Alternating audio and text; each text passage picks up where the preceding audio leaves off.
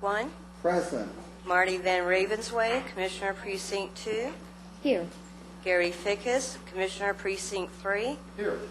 J.D. Johnson, Commissioner Precinct 4. Here. Constitutes a quorum.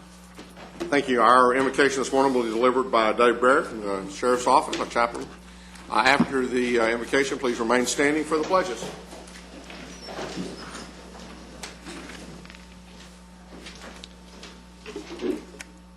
Let us pray. Almighty God, we live in troubling times. We are at war. We face national and international financial challenges. And all of these are added to the normal needs that we have at the local level. Now more than ever, our leaders need your wisdom in their decisions. Now more than ever, we need your help in our lives. We look to you now for this court and indeed for the whole world. Grant us your good mercy and be with us to guide us, within us to strengthen us, without us to protect us, above us to raise us, before us to lead us, behind us to guard us, ever about us this day and evermore. Amen.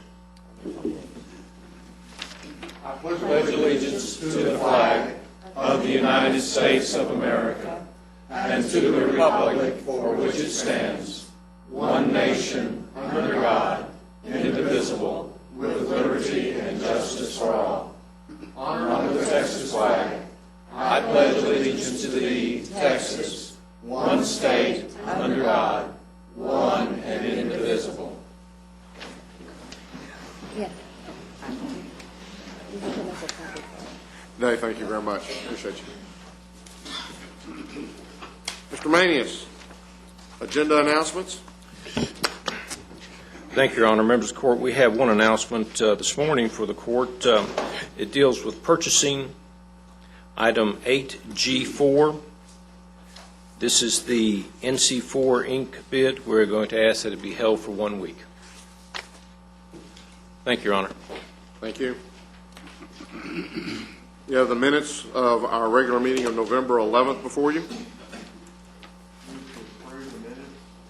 Second. We have a motion and a second to approve the minutes. Any discussion? Please vote. Motion passes unanimously. You have before you the consent agenda with the one item that was noted by Mr. Manius. Move approval of the consent agenda, excluding the item mentioned previously. Second. We have a motion and a second to approve the consent agenda accepting item 8G4. Please vote. Motion passes unanimously. Mr. Manius. Thank you, Your Honor. Members of the court, on item number 1, we're requesting that the court consider the adoption of a resolution which authorizes the county purchasing agent to specify the purchase of dry kiln cement as a base bid in Tarrant County bid packages with an alternate bid for the purchase of cement from an unspecified source and preferential purchasing for bids from the cement kiln with emission rates of with rates of 1.7 pounds of NOx per ton or less. Your Honor, we do have an audience participation on this. I would like to talk about this just a second, though. As you know, the county is part of a non-attainment area as far as air quality is concerned. One of those areas that provides pollution to the areas is the manufacture of cement. The state itself has mandated that a lot of these kilns be within line of the 1.7 pounds per ton, and so we believe that this is a resolution that the court should support. Additionally, resolutions similar to this have been passed by the cities of Fort Worth, Arlington, and the city of Dallas. As I said, Your And we Honor, do have an audience participation. Jim Schermbeck. Jim, would you come forward and go ahead and, for the record, state your name and address, and then make your comments.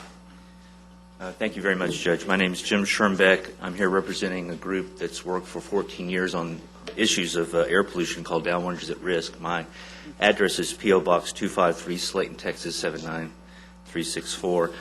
I won't take up very much time. I hope this is a pretty non-controversial measure. It's quite a success story the last 16 months. This strategy has produced about 5,000 tons of reductions from these plants in Midlothian, either in part or whole. The origin, in fact, of this agreement goes back to the 2005 agreement that was signed by the county as part of the EPA settlement. In that agreement, the 4 core counties, Collin, Denton, Tarrant, and Dallas, agreed to study this very kind of measure, and now we see it coming to your doorstep to be approved. It's actually been approved by Dallas-Fort Worth, Arlington, Plano, the University of Texas, and the Dallas County School District right now. So we're adding to the list monthly. It's also been approved regionally by the North Texas Clean Air Steering Committee, and now we're asking you to step up to the plate and do your part. Not anything more than anybody else is doing, but just to add your name to this list. And I think after looking at the staff's report, there is a way to do this without adding any cost, to let the current contract with Ash Grove play itself out, and they say by January 1st they can supply you with dry kiln cement. I would urge you to let them do that come January 1st and let them become a player again, as long as they're providing you that dry kiln cement, which is, as you know, produced with a lot less pollution than the wet kiln cement in their plant in Midlothian. It's not going to clean the air up all by itself. This is a tiny measure, but it joins lots of other smaller actions and measures that you've taken over the years, and one by one, these things will get implemented, and sooner or later we will get to the promised land of legal air for this area. I hope that you pass this. We really appreciate your support for cleaner air, and looking forward to working with you in the next couple of months also on the Texas legislative agenda down in Austin. Thank you very much. I just appreciate your time. Doesn't our resolution provide that dry kiln technology is the preferred, but that any kiln that meets the 1.7 parts per billion NOx emission standard would be acceptable? Yes, this language has been used now by everybody who's passed one of these resolutions, and there's 3 ways to get your cement. You should never have a supply problem based on this 3-tier approach. The base bid is for dry kiln cement, which is the norm these days, both in Midlothian and across the country. You don't find that many wet kiln cement kilns operating anymore. So you have as your base bid dry kiln cement, and that is available from both of these TXI and Wholesome in Midlothian, as well as plants up and down I-35. The second choice is a preference for those plants that can meet the state standard of 1.7 pounds of NOx per ton of cement made. Right now there are 2 kilns in Midlothian that meet that standard, one at TXI and one at Wholesome. That is a possible one, and now that TXI has turned off their older kilns, TXI is probably the greenest kiln operating in Texas, because they go a lot lower than that 1.7. They go down to 1.4 or so.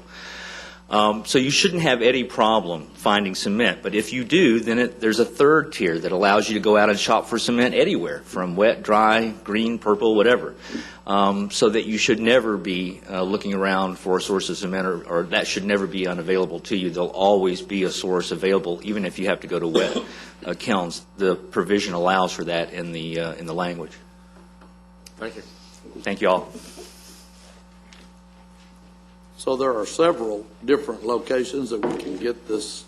Yes, and Commissioners, I will also point out that Ash Grove, beginning in January, will be offering limited supplies of green cement also, so we'll be acquiring green cement from them also. So do we know that for sure? That's what they have told us. So we don't have a problem with our current provider? I don't believe that we will, and we've worked, we've had contact with the various firms. We talked with purchasing. Purchasing has been an integral part in massaging this resolution and coming up with this recommendation. We have an annual contract with Ash Grove. They're our primary on our current bid, and Jack, I believe our next bid is in May. We'll be rebidding this whole process in May of 2009. Would they be excluded from bidding in May of 2009? Not at all. No. How would adoption of this resolution affect the current contract? Our secondary bidder, TXI, provides green cement. They also have cement that is that has already been processed. It's not green cement, but it's the process. It's not the product. It's the process that we're looking at. And so, while it may have some fiscal impact, that impact is really something that is going to be minimum. And we believe that we'll be able to have access to green cement and not really hurt any of the contracts that currently exist.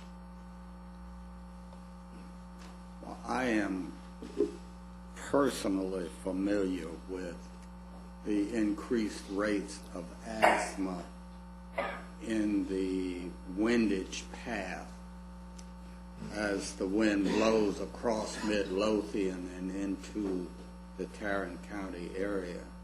There are schools in southeast Fort Worth where the rates of asthma among elementary school children are just astronomical, and a lot of it is attributable to NOx emissions, and not just NOx emissions, but other particulates that come from these kilns in Midlothian. I think the best public policy is to go for the best technology available that gives our children the best opportunity to breathe healthy air. I think dry kiln technology does that for us, and accordingly I would move that we adopt this resolution. And I'll second it. We have a motion and a second. Any discussion? Please vote. Motion passes unanimously. Thank you. Your Honor, members of the court, a week ago to item number 2, we're requesting that the court authorize the submittal of an application to the Trust for Public Lands and NACO for the County Leadership Award as it relates to conservation.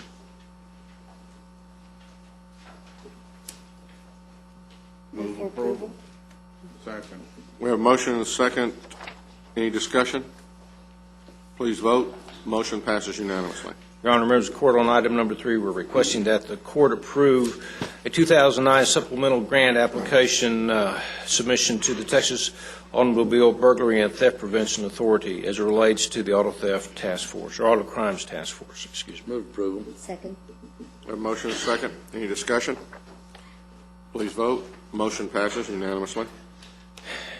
Members of the court, on item number 4, we're requesting that the court approve a contract between Tarrant County, its Community Development Division, and Nikki Ortega as it relates to provision of social work internship services to the CDBG program. Move for approval. Second. We have a motion and a second. Any discussion? Please vote. Motion passes unanimously. Members of the court, on item number 5, we're requesting the court to approve the termination of a contract with Neil Schaefer, Inc. for engineering services with the City of Bedford for the 33rd year of the CDBG program. The reason for this, the contract originally was $11,400.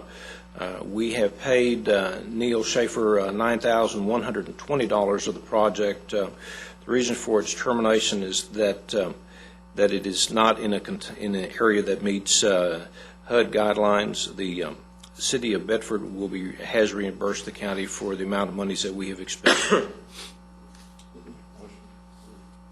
Second. We have a motion and a second. Any discussion? Please vote. Motion passes unanimously. Finally, members of the court, on item number 6, we're requesting that the court approve a resolution relating to the issuance of tax-exempt Series 2008 revenue bonds by the county's Cultural Education Facilities Finance Corp. To Christus Health in an amount not to exceed $900 million. These are refunding of bonds previously issued by various different development corporations.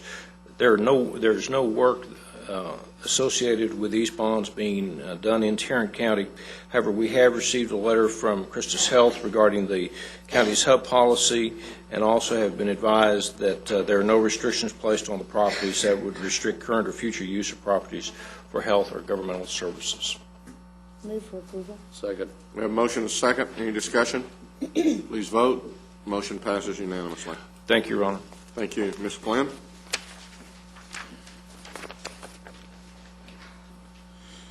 I move to receive and file personnel agenda. Second. We have a motion and a second to receive and file the personnel agenda. Any discussion? Please vote. Motion passes unanimously. Thank you. Thank you. Mr. Beecham. Good to see you, Tim. Your Honor, the members of the court, we have 3 items for your consideration this morning. Our first item is a bid award recommendation for bid number 2009-007. This is an annual contract for the purchase of a self-propelled road widener shoulder paving machine. Recommendation will be toward the Bain Machinery on a per unit price basis, and considering the optional items price list also. Move for approval. Second. We have a motion and a second. Any discussion? Please vote. Motion passes unanimously. Item number 2 is also a bid award recommendation for bid number 2008-189. This is a bid for the purchase of courtroom tables for the Justice Center. The recommendation will be toward the Buckstaff Company, the amount of $81,900. Move for approval. Second. We have a motion and a second. Any discussion? Please vote. Motion passes unanimously. Our last item is another bid award recommendation for bid number 2009-013. This is a bid for the purchase of cargo trailer for the Health Department. Recommendation would be toward to Brian's Place on a per unit price basis. What's the health department going to do with a cargo trailer? Sam? He was waiting for you to ask that. And this was the last mandatory bid conference that we had? Hopefully, sir, we'll be doing great things with it. There is a cargo trailer, which is in there. There's also a small field office trailer that's in there. Both of these trailers are operating off-grid in that they are using solar energy to develop the power that we would use if we were to deploy the trailers. For instance, a pan flu situation where we had medical needs if we had a natural disaster or a terroristic event. The trailers use solar capacity to operate as well as DC capacity to store. The batteries give us the opportunity to run equipment and utilities at night. So the trailer will be used for communication. It will be used for field presence, and 3 workstations are present inside of it, as well as Wayfair or, again, communications to and from other departments. Was there a second to that motion? No. I'll second. We have a motion and a second. Any further questions? Is this also going to be used available for emergency services and other things along that type of line? As far as I know, there's no restrictions on the use of the trailer itself once it's in our fleet. It's primarily purpose or duty to the medical response and Homeland Security responses. So we've used some of our other trailers as well in day-to-day operations. And, Your Honor, part of the function that public health will be utilizing trailers, this power source for, is all part of our emergency management plan. I applaud that. I just wonder how long we're going to hold out the boogeyman of this pandemic flu epidemic. It just doesn't seem to be anything real to me. Well, I have met a couple of times with public health, and I think the question is to move it to the next level and talk with some of the hospitals. I'm sitting here thinking a little bit along the same type lines. Okay, how much are we paying to put solar equipment and all this stuff in here for it maybe to never be used? Well, I'm in favor of this because it's got many other uses in all kinds of emergencies. But I think with regards to the pandemic flu part of the deal, I think there are, hopefully we will never have one, and hopefully we'll never have to face the issues or the questions that will come with that. But I guess in part, I think there's some conversations that have to be had in anticipation that it might someday come. And one of the things that I've talked a little bit with Lou about and would like to maybe brief the court about a little bit after the first of the year is just kind of some of those things that we need to look at as we go forward. And Again, hopeful that we never get to the point, but just, what questions, what things would happen if we were to end up having one. I mean, the main thing, and maybe not quite as much with the pandemic flu as with some other types of things, is making sure that we don't put those folks into the hospital and then end up spreading it that much more. One of the things that was talked about is if we really were to have a flu outbreak, and it was to be something like that, there might have to be events that would be canceled. And, depending upon when that flu were to hit, I mean, it could be some major stuff. And it would be, what criteria do we go through should it fall the second or third week in January and it's in Fort Worth, right there at the same time as the Fat Stock Show? Or if it were to be immediately prior to something. Super Bowl. The Super Bowl. That's exactly right. And, I mean, they can, some of the things that the health department can show you is they can show you some instances in the past where, and it's in the way past, but that the reaction to those events may directly have resulted in, by not canceling certain things, many more deaths than would have been actually occurred in another city where a lot of things were canceled. I would appreciate a briefing on this whole pandemic flu situation after the first of the year. Yeah, and that's again something that that we've kind of talked about. We'll bring that forward. And if I may just add, I think excellent question. Many people are asking that, and thank you very much for all the things that you said about it. We'll be glad to do a briefing. There is still pandemic flu in the world. We're not aware of anything in this country. But remember, part of the public health system effort worldwide is keeping something from happening. So there's still a lot of vigilant public health professionals around the world watching these cases. It has not transferred to the human population as rapidly as we thought it might. But remember, just a few years behind that was SARS. So whatever we're preparing for, it may not be the disease that we're looking at right now, but we'll be better prepared for the next one that's coming along. And since we are such a global economy, I think we have to maintain our vigilance. And I think that's probably the thing that, if I'm concerned about anything, it's the fact that we all acknowledge that we've got an economic engine called the DFW Airport that brings people from all over the world in here every day. And there's much, and I think they do a very good effort of screening and doing every attempt to screen and make sure as folks come in that they're healthy. But, certainly with the proximity of that airport, our likelihood is probably higher than someone who lives in Podunk, wherever. I'm not going to say a state because I'll get in trouble if I do. I'm not either. Podunk, wherever. Podunk, wherever, that's right. Thank you. Thank you. Did we vote on this? No, we have a motion and a second. Any other discussion? Please vote. Motion passes unanimously. Thank you. I know what you were thinking, though.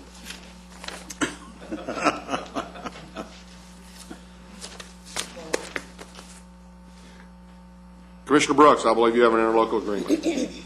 Yes, sir. Mr. Wright. Yes, sir.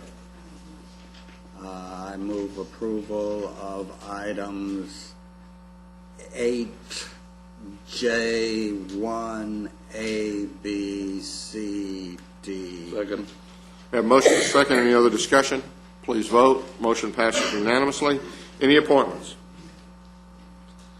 There being none, then you have before you the claims, including the addendum. Move for approval of the claims, including the addendum. Second. We have a motion and a second. Any discussion? Please vote. Motion passes unanimously. Briefing items, Mr. Manius. Your Honor, we have several items for the court this morning. The first concerns the 6th Annual Tarrant County Employee Turkey Drive. Here comes the here comes the bird. Ann Farmer, who's in charge of all the turkeys, is here to make Or a ham. presentation.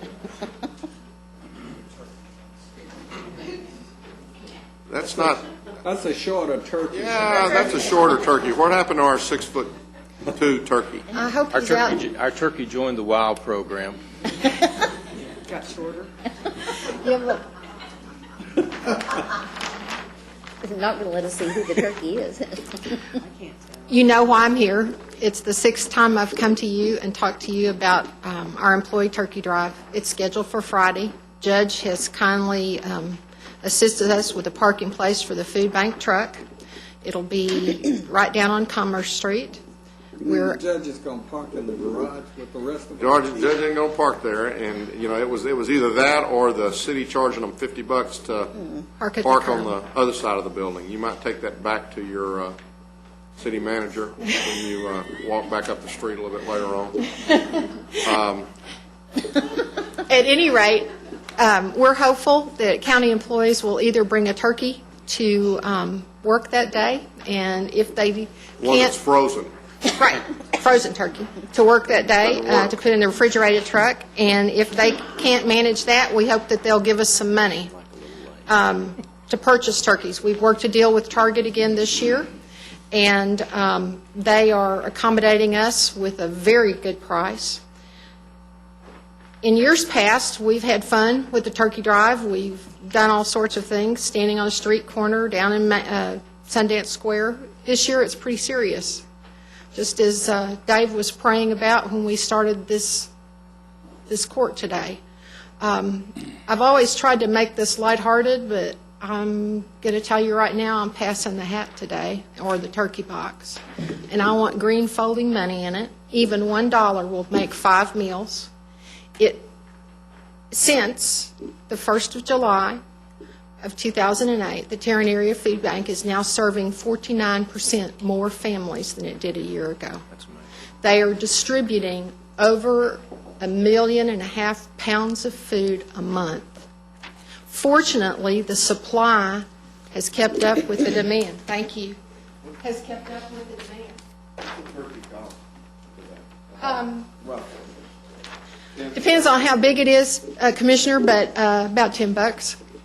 $10 works, and $1 works. We can buy 5 meals at the food bank for $1.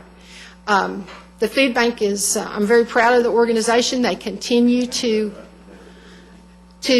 respond. And, oh, good. They continue to respond to the needs of the community. One thing, Do you want it because... made to the Tarrant Area Food Bank? Yes, for tax purposes, it would be great. And if anyone would like a cash receipt, I'll be happy to provide them with one.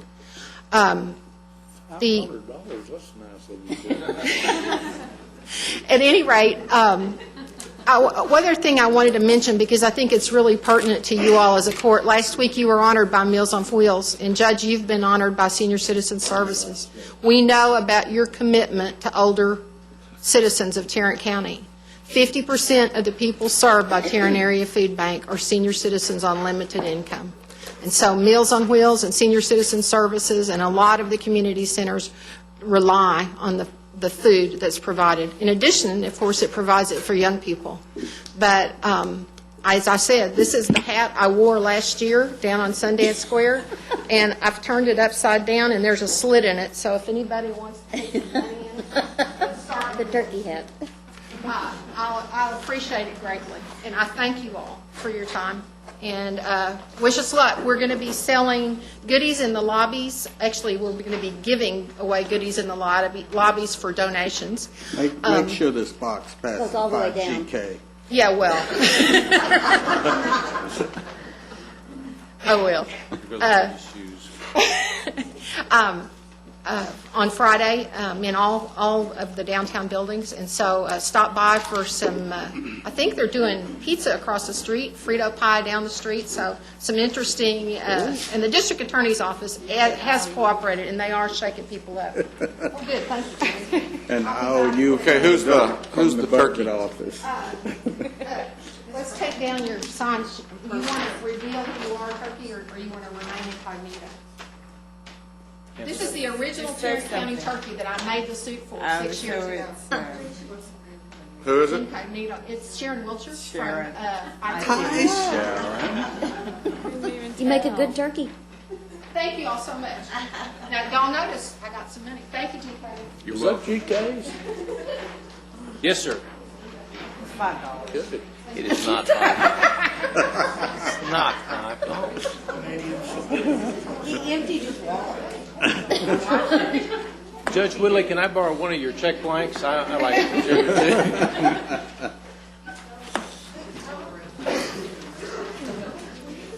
I believe you're up. Thank you, Your Honor. Members of Because you can't get control of your... Turkeys. That's wouldn't be the first time. Thank you so much. I'm on my way. Your Honor, members of the court, we have another briefing item. This deals with item B, which is the Tarrant County Hospital District monthly updates, and Mr. Early is here to address the court. Obviously, he's a. Speaking of turkeys, so many. Speaking of turkeys, is there's that what so you were going many to ways say? to go on this one. I did. I gave. Thank you. They did not. But I thank you for bringing that to their attention. I did give, and that's a good prompting. We made a value judgment this morning, which I think is good. Randy Rogers has accompanied me, and he was going to wear his turkey outfit. And how embarrassing to have two turkeys sitting out there when you show up with the same dress that somebody else has on. It's terrible. So, good call, Randy.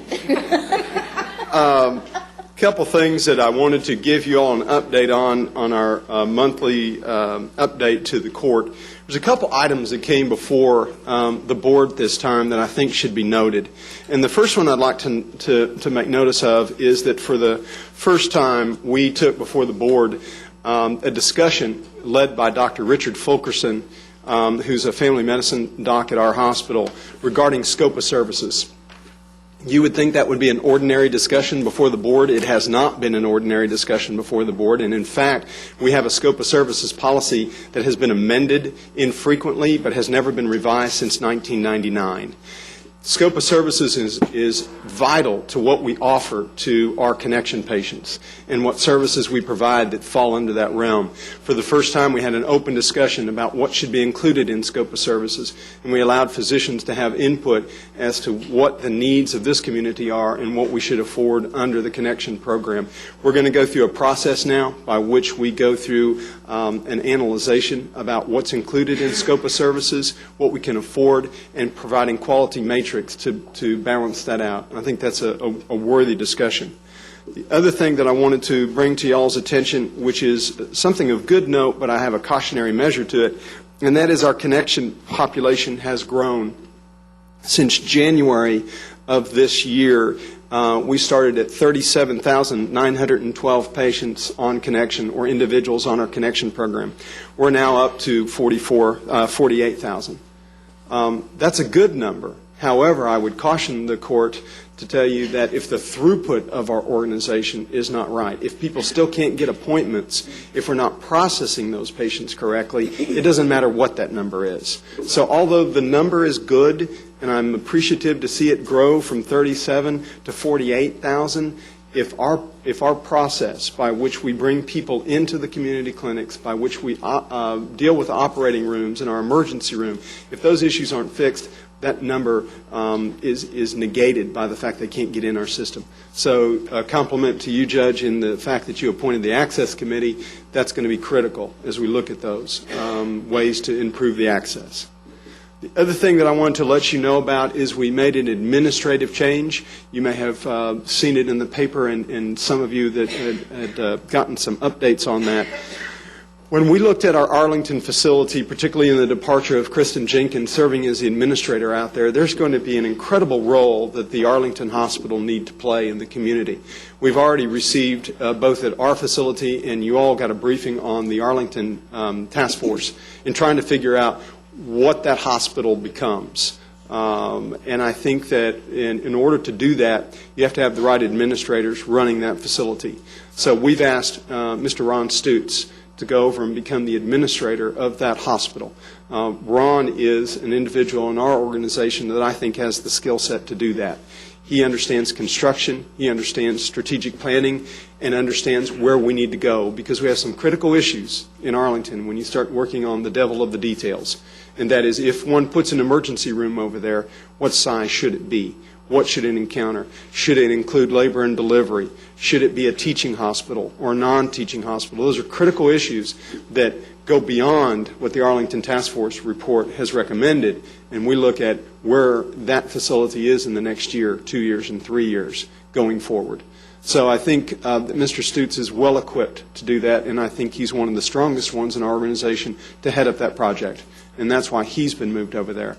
In order to do that, that left a vacancy in the daily operations of the facility. We brought in Mr. Bill Whitman, who had his career for 25 years with the THR system. He served as COO and an executive vice president in their system. I think he can bring a great deal. I also think he can bring a great deal to our organization that he doesn't need to come up to speed on operational issues. He can come in and understand the daily activities of operations. He has to get to know our system, obviously, but I think he's well equipped to deal with operations. Yesterday, the poor man began his day at 7:30 in the morning and then met individually with our staff throughout the day, and he looked a bit cross-eyed and dizzy when I saw him at 6 o'clock, and I welcomed him to JPS. So I think that as we go forward, those are some critical areas that I wanted to give you all an update. The reason that I ask Randy Rogers here, aside from the fact that he misses you all, is the fact that I think it's important to communicate to you all what our unaudited financial performance is. You all have in the past historically seen our budget at the budget time, and that's the only time you saw it. And that's the only time you got discussions of it. I think when additional monies come in, when we look at how we're spending capital, when we look at our operating funds, I think it's imperative to give you all updates. So this will be a periodic situation that Randy will do to come before you all. Also, Mr. Spangler did mention it in his article that appeared in the Friday newspaper, and I think he very accurately described our situation, but I think it's well that Randy come before you. So if with your permission, Judge, I'd like to bring Mr. Rogers up. Yes, sir. Is this additional money that was not anticipated at the time the budget was approved? No, sir. And Mr. Rogers can go into detail about that. So it was, and I think he'll give you better insight into those numbers. And I think this is important for us to do on a periodic basis. Good morning. Good morning. Sir. Thank you. I will definitely speak clearly into the microphone today. I've been properly admonished on that. Thank you for having me back. If you remember in the budget, at budget time, we did a projection for this year, and our projections have been fairly accurate as I've looked back through our budget presentations throughout the year. The bogey that's been out there is the federal matching funds, the disproportionate share, and the upper payment limit. So I'm going to speak a little bit about that, but let me give you kind of a high stroke. I don't have a 100-page PowerPoint today. I do plan on coming back to this group on a quarterly basis, as we promised to you in the budget time, to talk about those surpluses and to talk about our tiers, our Tier 2 and our Tier 3 initiatives. But if you look back over time, you see that in FY 2006, our bottom line number was $77 million. In FY 2007, our bottom line was $93 million. Now, in FY 2008, unaudited, our auditors are in-house right now, and we expect some small changes, but we're at $56 million. So it puts a little bit in perspective as to where we are from a bottom line perspective. We heard the court very loud and clearly in saying to us that if you come in here, what if one of those huge bottom lines again, we will take it from you. And I heard that very loud and clear. But what I also heard was, Commissioner Brooks, you may want to get a copyright on this or something, but we'll do it the Tarrant County way. And that's what we're planning on doing, a measured approach of adding services, decreasing co-pays, increasing staff, increasing liaisons, interpreters. All those things that we do to bring our service level up is what we're doing. And just as a quick recap, when you look at and put in perspective that $56 million bottom line from last year, we have planned for $45 million in capital in this next year. We've increased the budget by your approval by $48 million, incremental increase in operating expenses. So we do have a $41 million bogey sitting out there with will they or will they not extend the moratorium on the DISH UPL funds. That's the $41 million that's not in this budget. And that's why it's so crucial. As those monies become available and that moratorium is lifted and we change our projections, that we come back and revisit where are we from an operating expense standpoint, and our measured growth, is it appropriate? And that's the kind of discussions that we want to have with this court. Again, if I just heard what you said, we had a $56 million bottom line in 08. Unaudited. Of which 46, 47 million is set for capital expenditures in 09. Yes, sir. In addition, you have tweaked the expense side of the 09 budget and increased that by approximately 48 million. Yes, sir. Which, had that occurred this year, would have pretty well wiped out the bottom line of 56 million that we have. Yes, sir. But the one what if that's in there is the 41 million from UPL payments that we're not sure. We haven't got it in our budget right now, so if the federal government were to come in and go ahead and open that faucet up again and let that 41 come out, and we were to get that much, then we would be looking at the Tier 2 and Tier 3 initiatives. Tier 3 initiatives. Exactly. Which thus far we've put on hold. That's correct. And Tier 2 and Tier 3 initiatives accounted for about how much in additional expenditures? It's about another 25 million. So we still wouldn't probably be able to do all of those, but we would be selective. The board would have an opportunity to select those items that would come from that. Yes, and I'll put one other note out there. Everything you said is absolutely correct. The one thing that we have to be careful about is what will those programs look like 2 and 3 years from now? And as we talk about those Tier 2 and Tier 3 initiatives, we have to be careful that the growth that we build in this organization is sustainable. In the budgeting process of 09, what impact does a growth in the JPS connection from 37 to 48,000 potentially have on the system? That's an excellent question, and I've spent quite a bit of time at each of the last 4 presentations I've done to the board talking about that issue. The way that we count it, and the way I believe is the most accurate way to gauge that, is unduplicated connection patients. We went from 37 up to 48, 30% increase since January in the connection enrollees. But if we don't get them in and we don't create that increase in unduplicated patients, that's not a good gauge for us. We can sign them up all day long, but we've got to get them into the clinics, got to answer the phones, got to give them their appointments, and got to see the patients.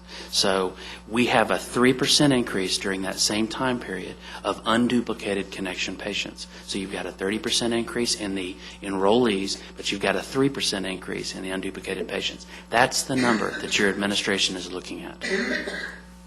That's the number we've got to grow. Now, in addition, as we go forward, the budget, we reduced the budget by, was it a quarter of a cent, half a cent? Quarter cent. Quarter of a cent.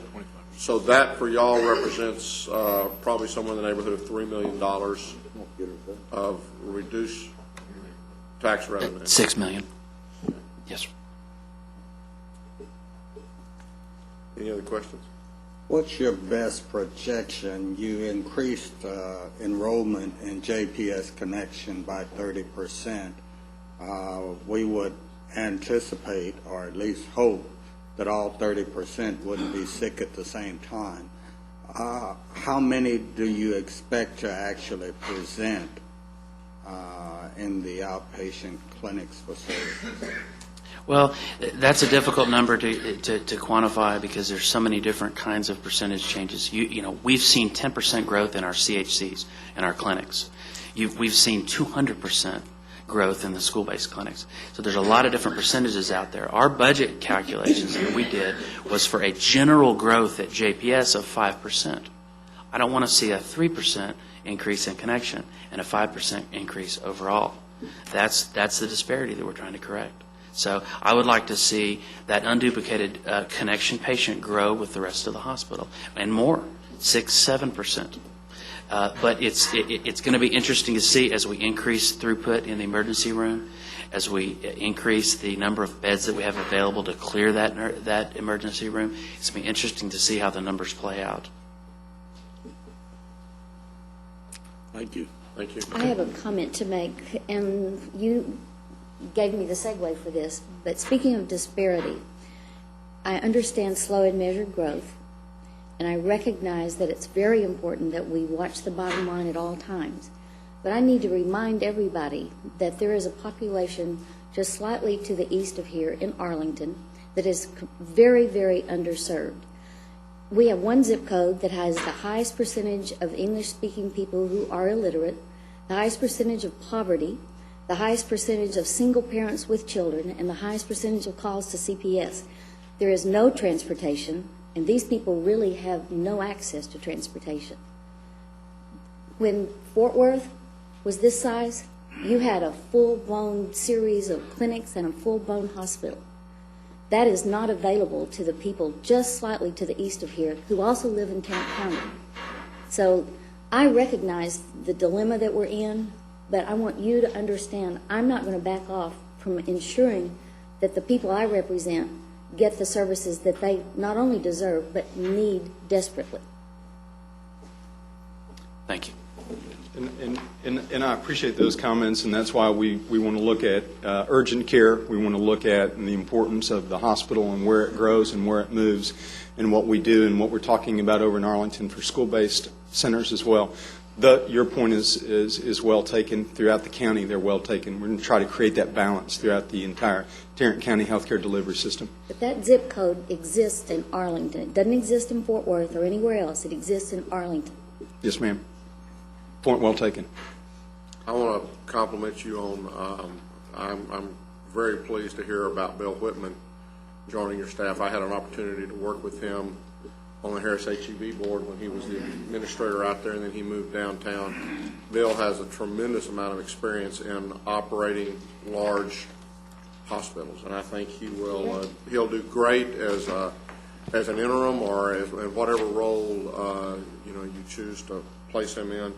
And extremely high energy, high integrity guy. I just think the world of him. So I have seen him to be thus far, and our conversations thus far have been good. I also want to thank y'all for allowing us to come, and look forward to seeing y'all in December. And I want to thank you for the appointment of Ron Stutz to Arlington. Yes, ma'am. Thank you very much. I appreciate it. Thank you. Thank you. Melissa, did you send out a little email about 10 o'clock? 9:57. What time There is is yours no coming? Commissioner Johnson didn't get one. I told him he didn't write on your Doesn't know how list. to open it again. Commissioner Johnson and Commissioner Fickus were test subjects. They got the placebo. They didn't get one? They didn't get one. And I don't know why. Rick and I talked about it, and they're not listed in the employee roster, so I'm not sure why. Well, I guess that shows y'all how y'all rate. Be careful, Melissa. Be careful. And I did not send it via email to Commissioner Johnson, that's for sure. Did you get one? Yes, Yeah. I did. I got two. Did you? Yeah. You didn't get one. She said neither one of y'all are listed in the employee list. You don't, you need to talk to her. You need to talk to payroll. You may not be getting a It's check not this me. Friday. I did send out a message to you all this morning. I may not get a check, but I will be paid. I'm going to refer that one to my boss soon. When I created the message, it was a test, and when I sent it to you guys, within 2 seconds, your phones were ringing, and within 4 seconds, the message had been delivered. Those messages can be delivered voice, text. All of our employees will see the implementation of this month. Each one will receive a notification to go into their profile and update it. Each employee has the opportunity to have 10 points of contact. So they not only have their work email and their desk phone, which we're going to be using for internal notification instead of internal sirens, but they'll also have 8 additional numbers to have for themselves personally or their family members. With that notification service, we're going to use it for many, many different reasons, but we decided, if you'll remember, I came a few months ago, and with your direction, have decided to move forward with this purchase to get ready for severe weather season in March. So prior to then, we'll have all of the employees complete in Phase 1, And before then, we hope to have Phase 2 complete, in which we will supply this service to 29,000 households in the unincorporated area of Tarrant County. We also are going to allow the cities which wish to purchase this. When we negotiated this contract, we negotiated it with, the power for the cities to come on board with the same pricing, which was really good pricing. That was Phase 1 and Phase 2. Like I said, by the end of the month, you guys will see that notification, and with your permission, I'd like to send that out on behalf of Commissioners Court, inviting our employees to not only participate in the work piece of this, but to participate in the personal side of it, so that we have over 4,000 employees who reside all over our region receiving those notifications, regardless of where they are. They can be in their cars. They can give this to their elderly family members who are within their homes. We have lots of homes in unincorporated parts of Tarrant County that don't have outdoor warning sirens. And most of these people are indoors anyway, so they wouldn't hear it, but they'll receive that phone call with that generated message, no matter what it is, letting them know what's going on. Internally, we'll have some partners. We're going to extend the service to public health. And I'm going to tie this back into the trailer that you guys had questions about earlier.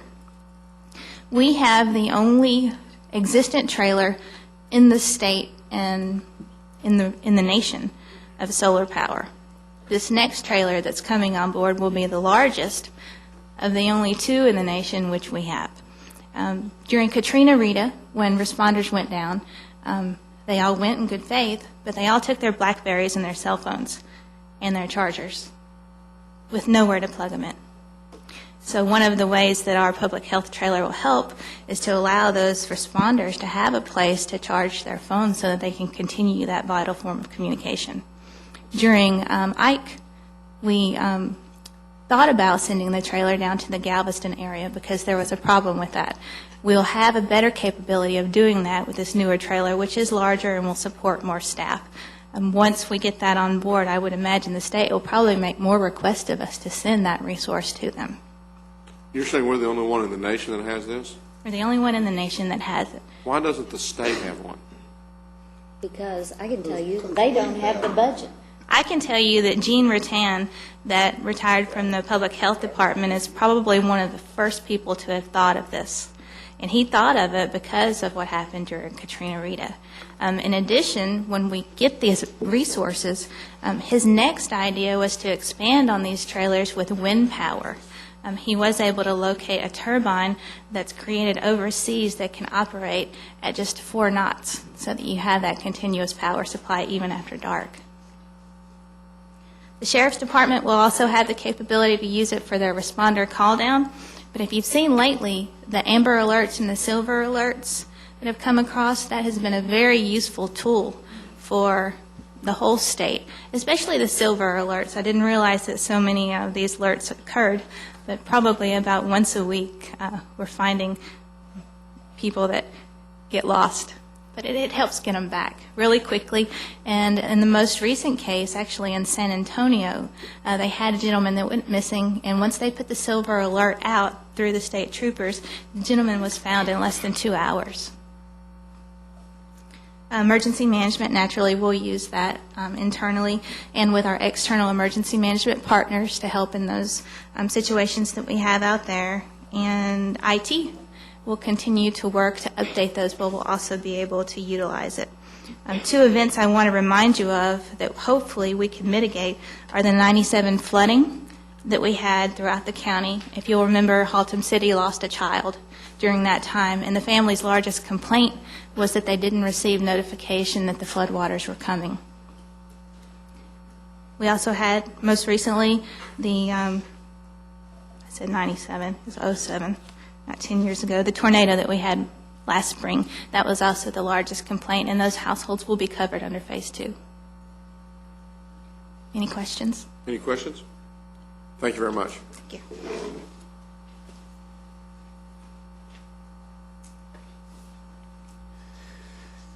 Your Honor, members of the court, we have one additional briefing item. That's item D. It concerns the City of Fort Worth Vital Records update. And really, we're going to do this in 2 parts. I'm going to very briefly give you an overview of the staff's perspective of this, and then I'm going to ask Ms. Henderson to come forward and provide the elected officials' perspective on this particular issue. As you all are well aware, we have been working with the City of Fort Worth for some time now as it relates to greater efficiencies within government. And we've looked at issues concerning public health. And one of the things that we are currently doing for the City of Fort Worth, it's really a combination of efforts, has been the epidemiology part. The Tarrant County Health Department has been the lead player and the player in epidemiology and surveillance for some time now, and it made just good sense to combine those efforts under the County Health Department. The second area that we're looking at is one concerning vital records. Vital records are a little bit different with the city compared to the county in that at the city level, vital records are functions of public health, and at the county level, those functions are located within the county clerk's office. So when the City of Fort Worth asked us to look at the possibility of taking over their vital records program, we met with Ms. Henderson, Jeff Nicholson. We brought in the purchasing department, budget, facilities. HR had a major presence and began to look at what the possibility or the feasibility would be in order to take over that particular function. And it's worked out very well. We believe that the county can take over that function fully from the city in a revenue neutral, at a minimum, revenue neutral environment. That it would create greater benefits not only for the City of Fort Worth but also for the county. As I said, this is all part of a greater effort which we've been working with not only Fort Worth but with Arlington and other municipalities in trying to consolidate efforts and to become more efficient with public dollars. We've met with Ms. Henderson and Mr. Nicholson and the group, and we've been out to the city's facility, the public health facility on University, a bunch of times. And we understand that process, and we believe that it would work well bringing that into the county's responsibilities. We've looked at the various locations that we might be able to house that function, and right now we've looked at two that are on current county property, that being the old Education Center down by, I believe, on 8th or 9th Street, and also the Plaza building. After doing some analysis with the clerk's office and with the budget department, our preference is going to be the Plaza building simply because it would require less manpower, and because of that there will be extra savings to the county. We believe that the Plaza would cause lower personnel costs, plus it does something else for the clerk's activities. It keeps that function in the downtown campus, and that means that they can share supervision, and the end result is a greater efficiency.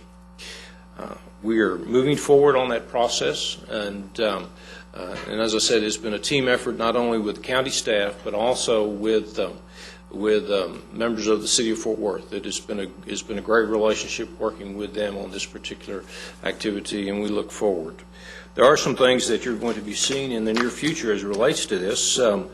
First of all, I believe that facilities will be coming to you next week with a contract for architectural services, a small contract to move forward on the space in the Plaza. And that'll be a time that you can give formal approval to the Plaza facility, and we'll give you additional justifications as to why that is our choice as to where this should be located.